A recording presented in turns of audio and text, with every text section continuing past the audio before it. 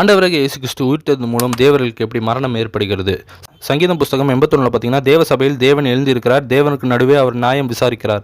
இதில் தேவன் யாருன்னு உங்களுக்கு தெரியும், உலகத்தை படைத்த நம் பிதா. ஆனால் அந்த தேவர்கள் யார்? இங்கிலீஷில் பார்த்தீங்கன்னா காட்ஸ் ஸ்மால் ஜீன் போட்டிருக்கு. இவர்கள் யார்?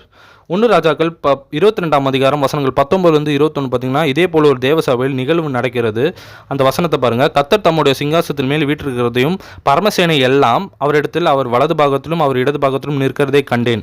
அப்போ இந்த தேவர்கள் யார் பார்த்தீங்கன்னா, பரமசேனை, ஹெவன்லி ஹோஸ்ட்னு இங்கிலீஷில் போட்டிருக்கு. இதே போல ஒரு தேவ சபையில் தேவர்களுக்கு நியாயம் விசாரிக்கப்படுகிறது. இந்த தேவர்கள் என்கின்ற பரமசேனை தேவனுக்கு விரோதமான காரியங்களை உலகத்தில் வாழும் மக்களுக்கு சொல்லிக் கொடுக்கறது மூலம் அவர்களுக்கு இப்போ நியாய தீர்ப்பு தேவ சபையில் நடக்கிறது. அவர்களின் தண்டனை என்னவென்றால், பரமசேனையான நீங்கள் இனி மனிதர்கள் போல் மதிப்பீர்கள். கிட்டத்தட்ட பார்த்தீங்கன்னா, பூமியில் வாழும் மனிதருக்கும் மரணம், பரலோகத்தில் உள்ள பரமசேனைக்கும் இனி மரணம். ஆனால் அதே சங்கீதம் புஸ்தகம் 82:8 பார்த்தீங்கன்னா, தேவனே எழுந்தருளும், பூமியை நியாயம் தீர்ப்பு செய்யும், நீர் சகல ஜாதியிலும் சுதந்திரமாக கொண்டிருப்பவர். யார் இந்த தேவன்? இவர் எழுந்தருது மூலியமாக எப்படி இவர் ஜாதிகளை சுதந்திரப்படுத்த முடியும்? அப்படி முழு விவரங்களும் இந்த வீடியோவில் இருக்குது. நீங்கள் ஃபுல்லாக பார்க்கும்படி கேட்டுக்கொள்கிறேன். ஆமேன்.